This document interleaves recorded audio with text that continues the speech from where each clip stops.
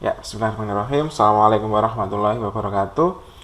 Oke, pada video kita kali ini kita akan melanjutkan materi terkait tentang teori kinetik gas. Pada video sebelumnya kita sudah belajar terkait tentang kalor. Di bagian kalor ada materi terkait tentang pemuaian gas. Nah, di sini di teori kinetik gas ini kita akan membahas lebih lanjut terkait tentang dasar-dasar dari pemuaian gas yang ada di materi sebelumnya. Sebelum itu, sebelum kita lanjut ke materi terkait tentang teori kinetik gas, saya akan mengulas kembali, saya akan mereview kembali, mengingatkan kembali terkait tentang materi stoikiometri kimia. Jadi kan di kimia itu kan ada materi stoikiometri yang merupakan materi dasar yang harus dikuasai oleh siswa saat belajar kimia, perhitungan dasarnya seperti itu. Jadi di sini saya akan menjelaskan kembali terkait tentang stoikiometri. Oke, kita mulai dari di sini ada gambar, terus kemudian gambar ini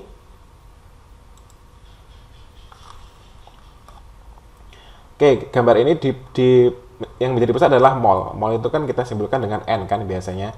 Kemudian ada jumlah partikel. Jumlah partikel itu P, bisa P seperti ini, bisa juga N besar seperti ini. Nah, kemudian ada yang namanya massa M. Volume V, kemudian ada molaritas itu M besar. Jadi sebenarnya dasarnya stoikiometri itu hanya pada tiga ini. Nah, ini bonusnya adalah molaritas. Karena di teori kinetik gas nanti kita juga akan ada terkait persoalan molaritas seperti itu.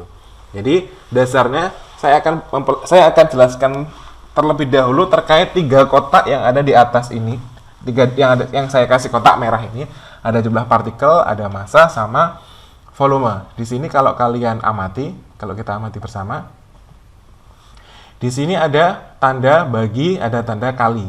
Di saat kita mau mencari mol, berarti kalau kita mencari mol N ini, berarti kan panah ini akan menuju ke mol. Jadi misalnya kita mulai dari yang jumlah partikel. Kalau misalnya kita mau mencari jumlah partikel itu berarti N besar. N besar itu sama dengan, kalau mencari jumlah partikel otomatis N kecil atau mol dikalikan dengan Avogadro Na. Na itu adalah 6,02 kali 10 pangkat 23. Ini adalah di saat kita akan mencari nilai jumlah partikel seperti itu. Untuk yang kedua terkait tentang massa, kalau kita mau mencari massa M itu kan sama dengan N kali Mr. Nah, itu kan. Ini hanya review saja. Kemudian kalau kita mencari volume, berarti V sama dengan N dikalikan dengan 22,4. Nah, seperti itu. Nah, ada lagi ini, molaritas. Molaritas itu adalah jumlah mol yang terlarut tiap satuan volume. Jumlah mol yang terlarut berarti M itu adalah jumlah mol yang terlarut tiap satuan volume. Nah, di sini ini yang beda dengan beda dengan yang lainnya. Di saat kita mau mencari variabel yang kita tanyakan kan semuanya dikalikan dengan nilai molnya. Tapi di sini molaritas itu adalah N per V. Mol dibagi. Nah, di sini kita jangan samakan dengan V yang di sini ya. V di sini adalah volume dalam keadaan STP. Standar temperatur dan tekanan seperti itu. STP. Oke, ini adalah dasar-dasar dari teori kinetik gas. Selanjutnya kita akan lanjut ke materinya. Oh, ini tuliskan persamaan mol jika diketahui jumlah partikel, massa, volume, STP, dan molaritas. Berarti ini kalau misalnya kita disuruh mencari N-nya, berarti kan N itu sama dengan jumlah partikel, berarti N besar dibagi dengan Na, nilai Avogadro-nya. Kemudian kalau mencari ada massanya, N sama dengan M per Mr. Kalau ada volume STP, N sama dengan V per 22,4. Kemudian ada molaritas, berarti dia kalau mencari N itu sama dengan M besar, molaritas dikalikan dengan volume, seperti itu. Oke, kita lanjut ke gas ideal. Gas ideal itu adalah gas yang dianggap ideal. Jadi sebenarnya diidealkan seperti itu. Jadi ini ada beberapa ciri dari gas ideal. Gas ideal yang pertama itu memiliki ciri dia terdiri dari partikel dengan jumlah yang tersebar merata di suatu ruang tertutup dengan jumlah yang sangat banyak. Jadi kalau misalnya di poin 1 ini, kalau misalnya kita berada di satu ruangan, kan nggak mungkin suatu gas itu hanya muncul di pojokan atau di atap atau di bawah di lantai. Jadi gas itu pasti dia akan tersebar merata di seluruh ruangan. Itu adalah ciri pertama dari gas ideal. Yang kedua, ada partikel-partikel bergerak dengan arah sembarang sehingga mempunyai energi kinetik. Maksudnya gerak sembarang di sini dia ditinjau dari, misalnya ini ada partikel. Ini partikel ini dia akan bergerak pada sumbu X, pada sumbu Y, pada sumbu Z. Jadi dia partikel maksudnya bergerak sembarang itu tetap pada koridor koordinat ruang seperti itu. Jadi pada X, Y sama Z. Maka nanti sehingga muncul energi kinetik. Energi kinetik pun berarti dia akan ada muncul kecepatan kan? Berarti kecepatan yang muncul berarti dia kecepatan yang muncul yaitu kecepatan yang bergerak pada arah X, pada arah Y, dan pada arah Z. Jadi nanti ada 3 seperti itu. Satu partikel mengalami tiga arah kecepatan seperti itu. Berarti nanti energi kinetiknya juga akan terpengaruhi dari itu. Yang ketiga itu ada molekul-molekul mengikuti aturan hukum 2 Newton. Hukum 2 Newton itu kan sama dengan A sama dengan sigma F per M. Seperti itu. Kemudian, perubahan energi kinetik dikarenakan tumbukan yang terjadi antara partikel adalah lenting sempurna. Begitu juga antar partikel dengan dinding. Jadi kalau misalnya partikel-partikel dalam gas itu kan kalau misalnya terjadi tumbukan, itu tumbukan yang terjadi adalah tumbukan lenting sempurna.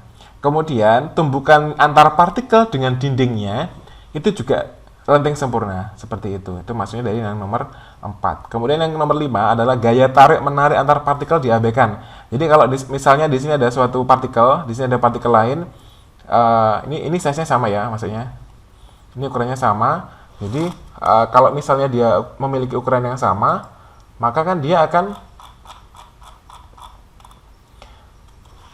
ada gaya tarik menarik kan, normalnya kan seperti itu.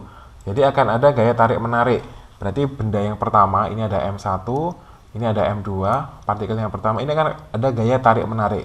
Karena kan dia bermassa seperti itu. Ini ada R. Nah, di sini kalau misalnya kita ingat persamaan, bisa juga dia mengalami gaya tarik menarik elektrostatis atau gaya kolom besarnya F sama dengan K, Q1 Q2 per R kuadrat. Kalau dia dalam bentuk muatan, kalau misalnya dia dalam bentuk partikel kan dia bermassa kan, otomatis pakai hukumnya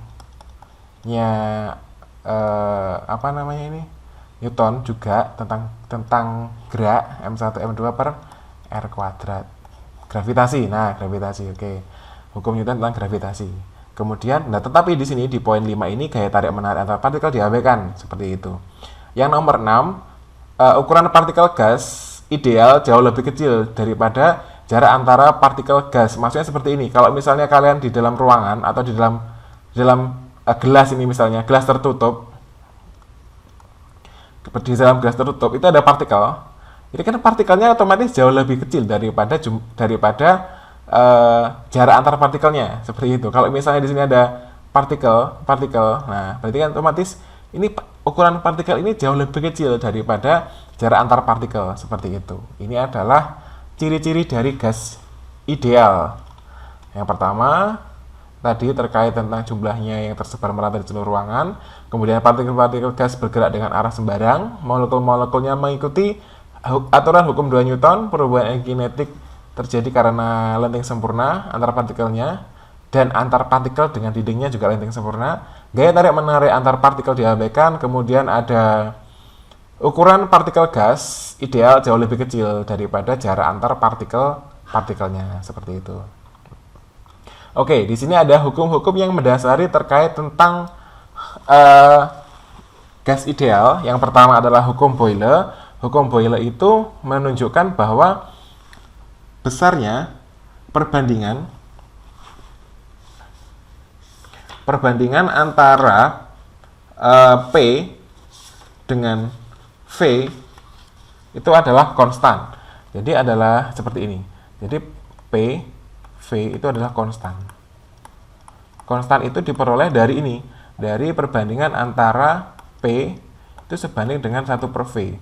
Jadi kalau misalnya V-nya ini kita kalikan sebelah sana kan otomatis menjadi konstan kan, seperti ini. Seperti ini. Nah, berarti kalau misalnya nanti ada dua buah kejadian, P awal, V akhir, berarti ada P1, V1 sama dengan P2, V2, seperti ini. Nah, untuk ini adalah dari Boyle, penjelasan dari Boyle. Kemudian ada hukum Charles-Gay-Lussac. Hukum Charles-Gay-Lussac itu menunjukkan bahwa V itu sebanding dengan T. Jadi kalau misalnya kita rubah arahnya, jadinya ini T-nya jadi dipindah ruas, jadinya V per T itu konstan. Nah, seperti ini. Jadi kalau misalnya nanti ada persamaan, otomatis V awal sama T awal akan muncul V1T1 sama dengan V2 per T2. Nah, sebenarnya persamaan Boyle tadi itu menunjukkan bahwa persamaan menunjukkan bahwa pada kondisi yang sama atau isothermal itu dia perkalian antara P sama V-nya itu konstan. Sedangkan yang pada hukum Charles-Gay-Lussac itu pembagian antara V dan T konstan itu akibat dari tekanan yang tetap. Nah, ada lagi hukum Gay-Lussac.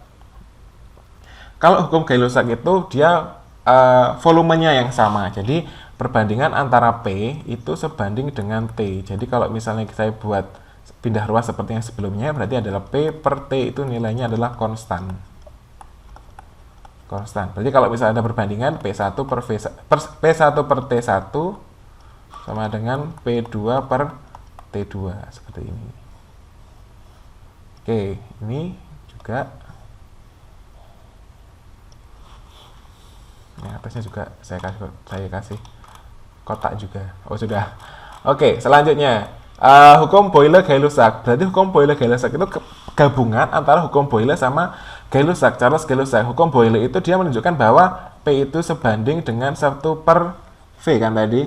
Kemudian ada Gay-Lussac itu menunjukkan bahwa P juga sebanding dengan T. Jadi kalau misalnya ini substitusikan, itu akan muncul persamaan bahwa PV itu sama dengan per T. Itu nilainya adalah konstan. Jadi kalau misalnya ada perbandingan, berarti ada P1, V1 per T1 sama dengan P2, V2 per T2. Oke, dari persamaan ini, kita kembalikan ke persamaan Boyle. Persamaan Boyle tadi kan muncul P1, V1 sama dengan P2, V2. Berarti kan pada kondisi ini, pada hukum Boyle itu mengarah pada kondisi suhu yang sama. T-nya dicoret kan? T-nya sama, dicoret. Berarti muncul yang namanya sifat isothermal. Berarti tinggal P1, V1, P2, V2. Sedangkan untuk yang Charles-Gay-Lussac, yang hukum yang kedua itu berarti dia muncul V1. Karena tekanannya ini kan, berarti kan P-nya hilang, berarti tinggal V1 per T1 sama dengan V2 per T2.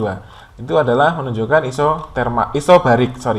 Kemudian ada hukum Gay-Lussac, berarti V-nya yang hilang, berarti ini adalah isochoric atau isovolumetrik. Kemudian ada hukum yang selanjutnya adalah persamaan keadaan gas. Hukum persamaan keadaan gas itu didasarkan dari hukum Gay-Lussac. Tadi kan kita sudah peroleh persamaan hukum Gay-Lussac itu perbandingannya PV per T itu sama dengan konstan.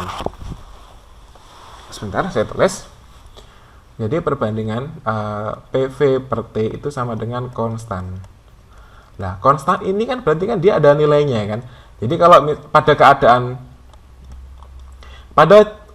dengan jumlah mol, 1 mol, pada suatu keadaan kemudian N-nya adalah 1 mol, pada tekanan 1 atm atau 10 pangkat min 5 Pascal, kemudian ada T-nya itu pada 273 derajat Celcius atau 1 Kelvin, itu menunjukkan suatu besaran. Jadi di saat dia P-nya adalah 1 atm, kemudian T-nya adalah 1 Kelvin, kemudian pada volume volumenya kan berarti dia tetap dalam volume gas tertentu. Nah, dia menunjukkan suatu besaran. Nah, besarannya itu adalah R. R itu adalah konstanta Rydberg.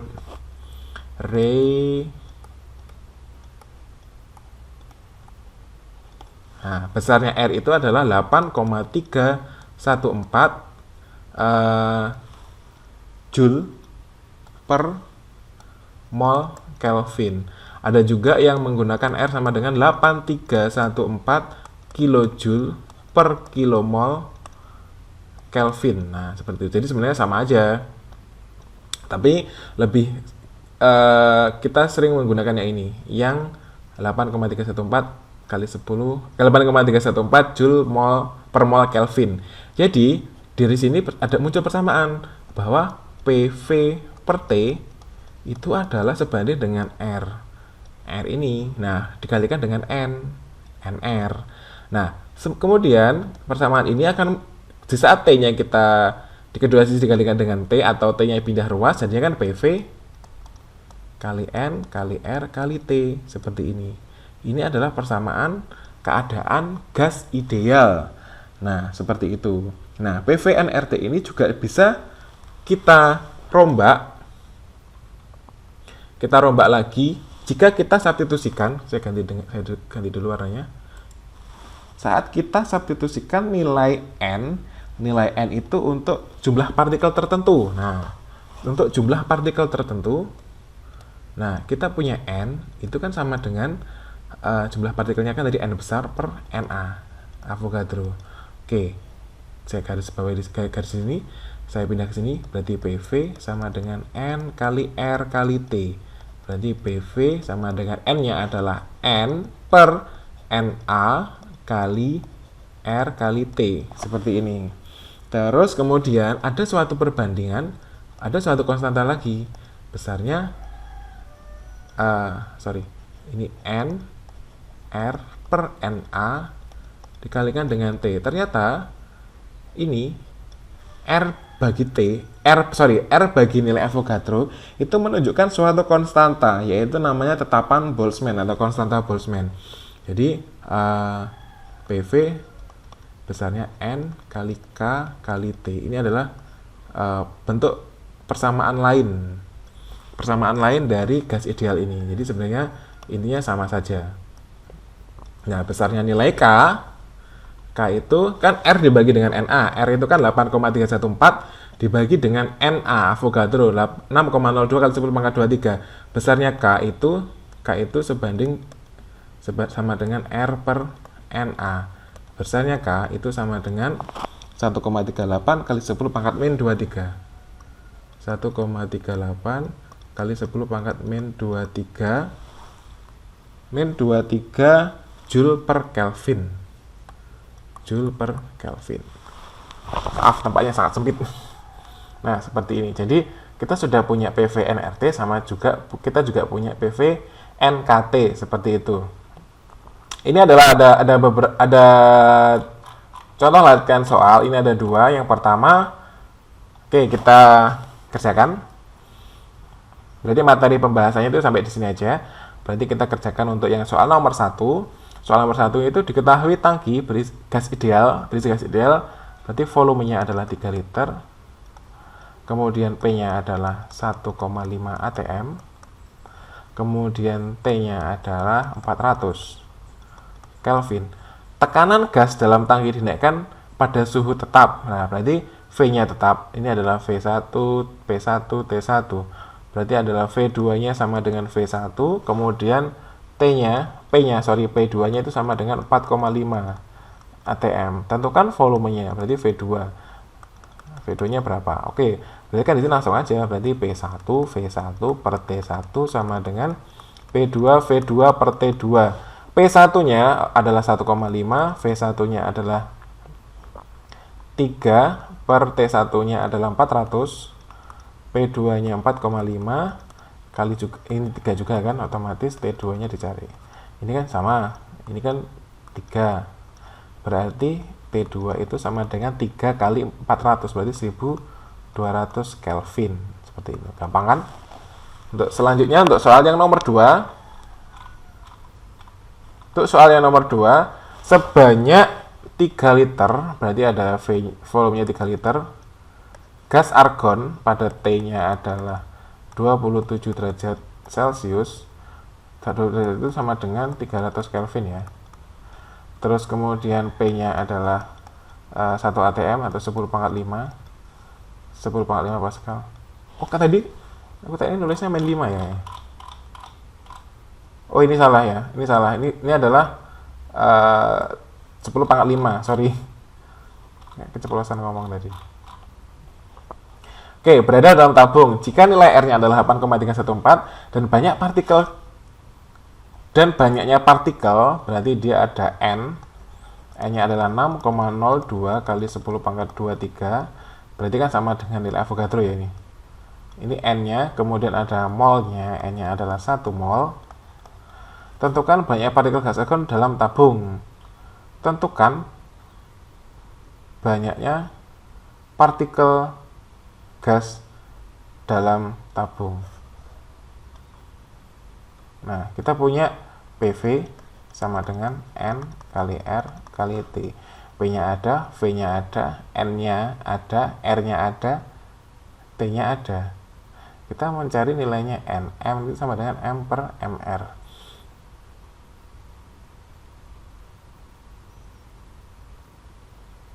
PV sama dengan nRT.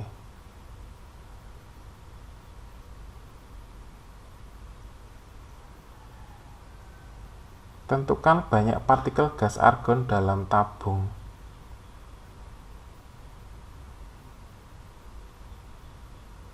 Ini berarti fokusnya adalah mencari massa ini kayaknya. Massanya dari gas argon ini, P-nya adalah 10 pangkat 5. Volumenya adalah 3 liter. 3 liter itu berarti dia liter itu sama dengan desimeter kubik meter desi, berarti 10 pangkat 3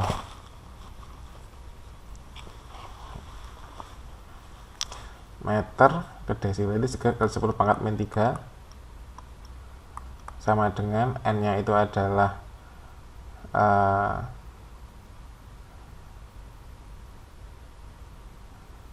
N itu adalah N per NA. Oh ini sepertinya salah ini adalah ini adalah nilai Avogadro nih kayaknya, bukan N. Kita mencari N ini kayaknya. Ini soalnya banyaknya partikel gas dalam 1 mol, ya ini adalah Avogadro. Ini dikalikan dengan NR-nya adalah 8,314, T-nya adalah 300. Nah, seperti ini harusnya seperti ini. Berarti 3 kali 10 pangkat 2 sama dengan N-nya adalah dicari 6,02 kali 10 pangkat 23. Terus ini adalah 8,314 kali 300. Oke. Berarti nilai N-nya saya hitung sebentar.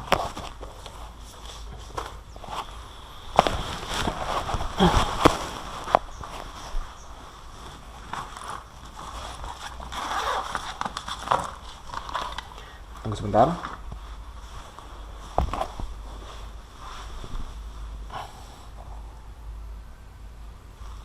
8,314 dibagi 6,02 itu kan berarti dia 1,38 kali 300. 414. Berarti nilainya ini adalah N kali